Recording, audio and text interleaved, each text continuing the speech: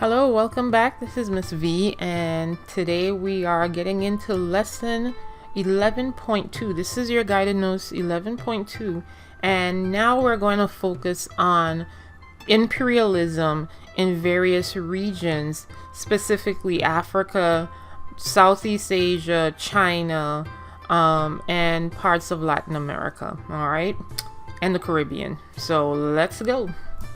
Alright, so this is your challenge. We moved up from level 1. So before, when we talked about the causes of imperialism, you should be able to identify those causes. Now we're getting into describing those causes and effects of imperialism on different areas. In this case, Southeast Asia. Alright.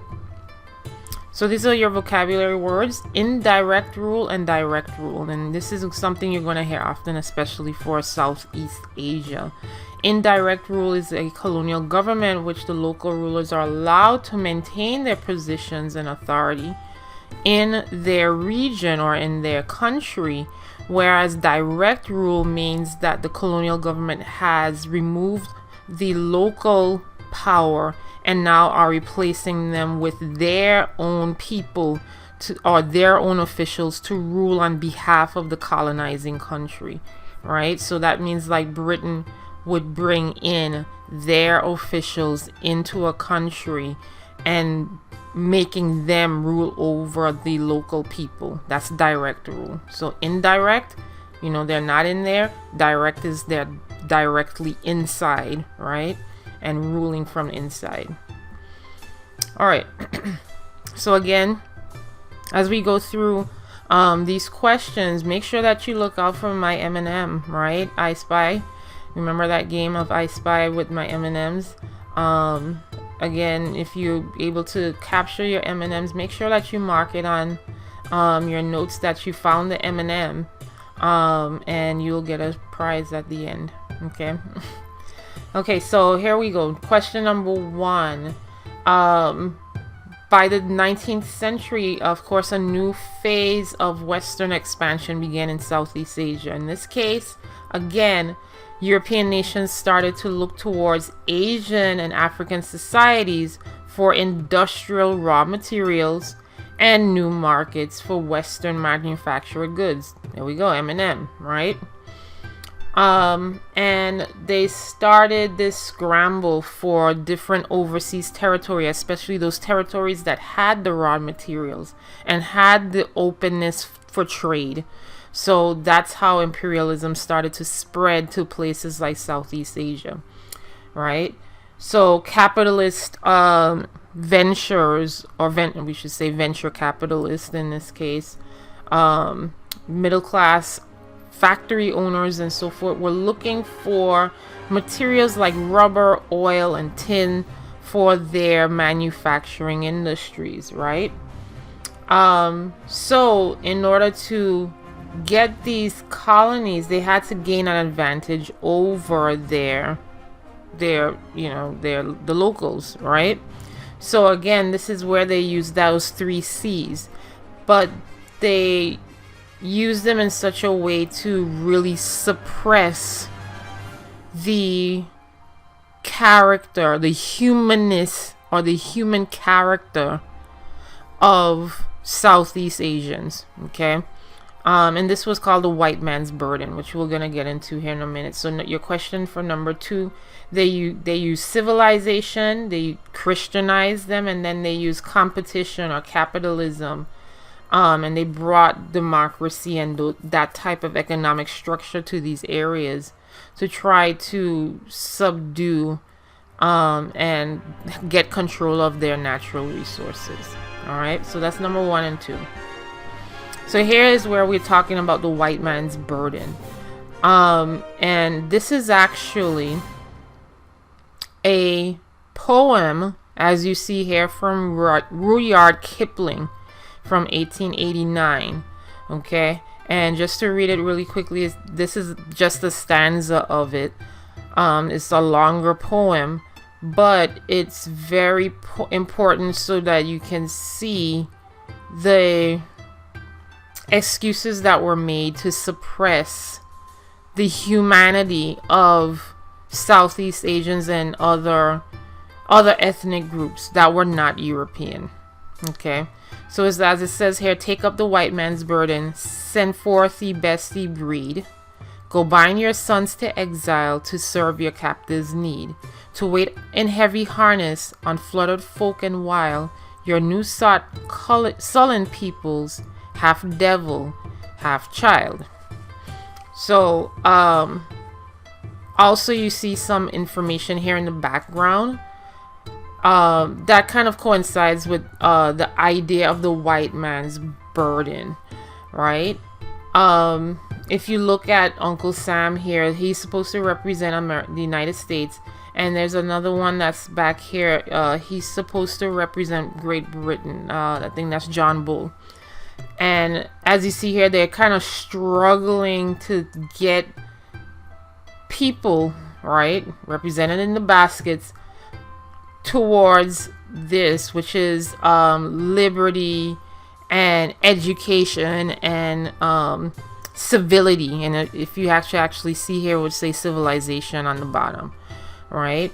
And this was the white man's burden. The white man's burden basically was to try to, they felt that the white man was taking on the burden of carrying all of these native people on their backs and getting them over their ignorance and their brutality and their barbarianism and their superstitions and their devilness, right, quote unquote, to a place of being civilized like European people.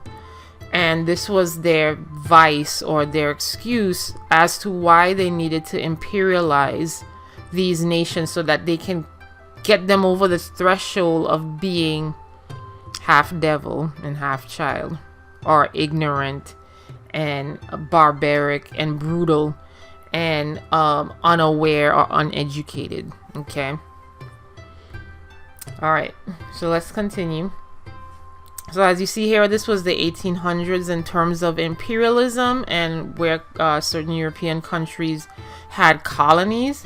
And by the end of the or the beginning of the 20th century, as you see here, how many different European countries took control or colonized or imperialized other nations, especially in Africa and Southeast Asia. All right. Okay. So this is number 3, Colonial Takeover. Great Britain, of course, was a major imperialist in Southeast Asia. In Singapore became the major stopping point for traffic traveling to and from China. So they obtained Singapore because they knew it was this liaison, or this stopping point for trade between China. So they wanted control of that, right? And they also gained control of Burma, which was formerly called Myanmar, right? And they tried to control that to protect its possessions, almost like a protectorate of what they owned in India, but they still had control. So we can't say it was a protectorate, because they literally controlled Burma. Okay. Now for France had Vietnam, okay, and it was a protectorate of France, okay. So France protected Vietnam, right? And they wanted to use Vietnam as a protectorate, as you see here, from the British, because the British again owned India. Okay, they had control over India. India was a colony of Great Britain. So in order to have that level of military protection for themselves as France, they had control of Vietnam. Later on, when we get into the latter part of the modern era, that's going to become a problem for them. Okay, but like I said, everything is connected at this point. Just keep in mind that information. So that's 3 and 4. Okay. Here we're going into Thailand. And Thailand was the only remaining country in Southeast Asia or state that was, for the most part, free. Okay. Both kings here, as you see here, this was Mangkut, and don't ask me to say his name, I'm gonna try, but I'm gonna really try. Chulalongkorn, I think that's how you say his name. All right. They were both able to prevent a full Western takeover.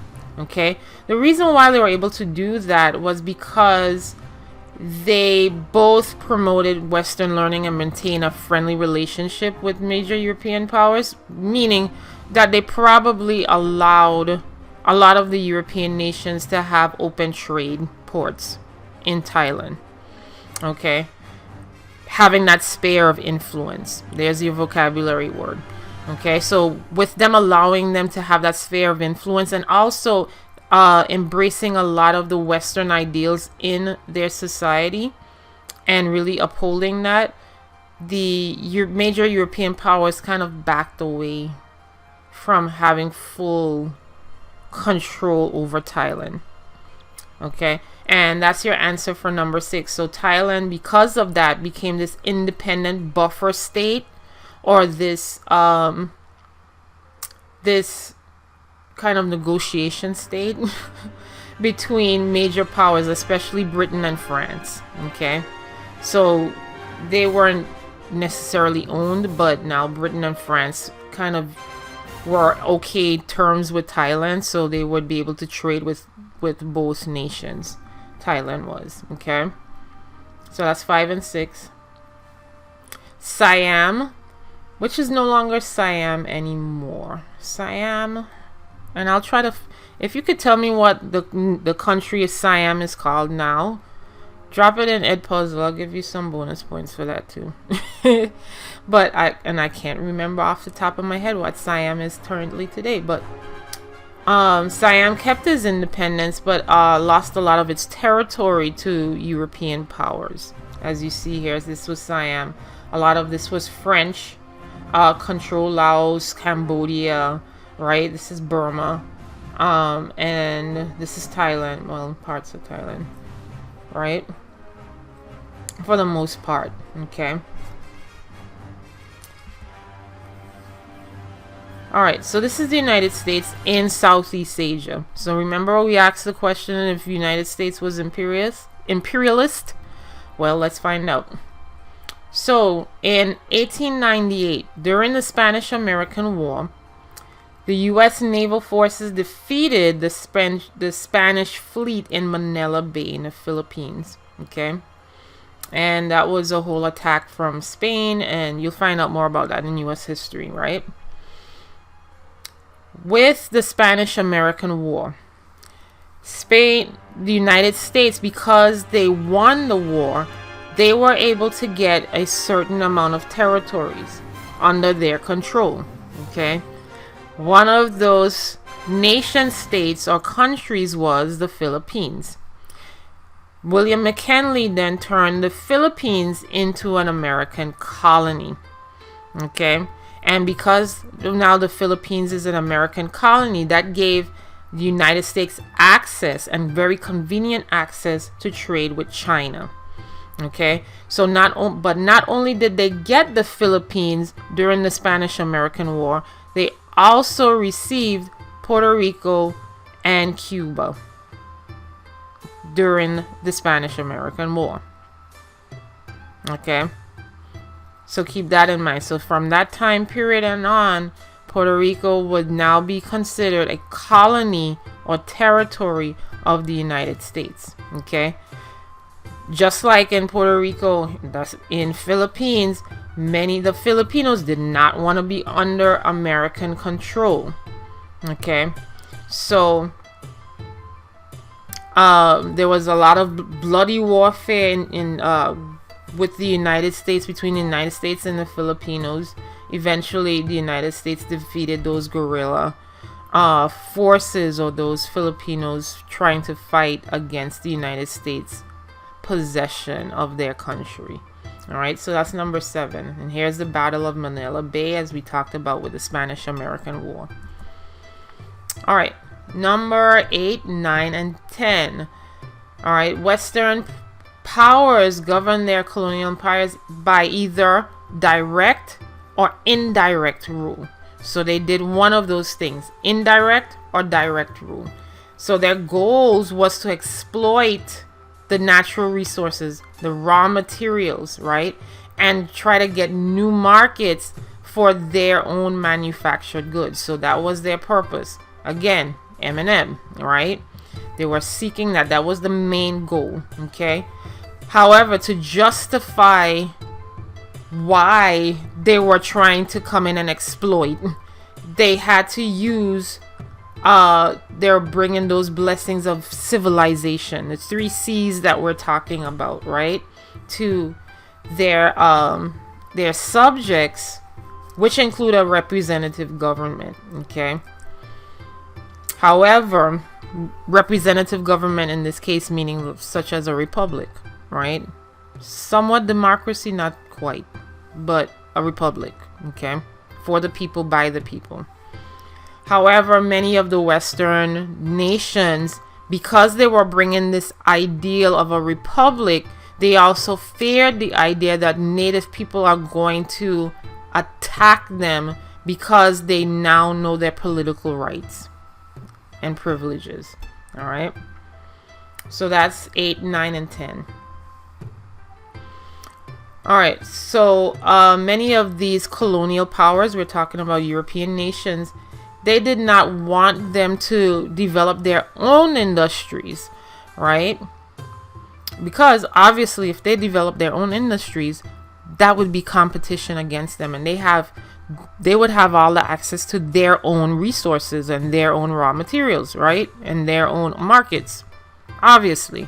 So they had to figure out a way to make sure that these nations did not develop their own economic manufacturing industries, right? So what they did was that they stressed this policy of exporting raw materials rather than creating or, importing raw materials, right? So there was a constant stress of making sure that they export and create the raw materials on behalf of the colonial power, rather than the local native governments or people creating their own thing. Okay, and because of that policy, that led to the development of a plantation agriculture rather than an industrial economy. Okay, and that's your answer for number 11.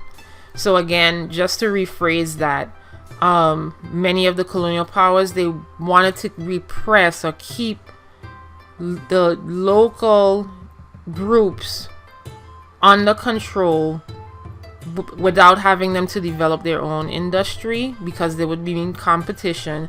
So they would stress the idea of exporting raw materials from their control, right? So of course that would make a dependency on plantation or raw goods agriculture rather than industrial or manufacturing economies. Okay. All right, so this is number 12. Of course, right? If you have a dominant country coming in to take control of another country by force or subordination, they're not just going to willingly say, okay, right, you can have us, right? There's going to be some fight back, okay? So a lot of resistance to Western imperialism or Western imperialism in Southeast Asia took the form of peasant revolts. Okay, they were angry for their land being taken for plantation agriculture. A lot of the resistance movements that happened in Southeast Asia was based on nationalism. They saw the ability to join together as one common unit, as one common people, to rally against Western nations. Okay, and they often formed a class, and eventually, because of that coming together and that unification among these ethnic groups, and based on their economic interests, their religious beliefs, where they're from, they are going to later demand independence. And that's exactly what's going to happen with India. Okay, and that's your answer for number 12. And that is it for this unit, and I will see you in the next episode. Peace.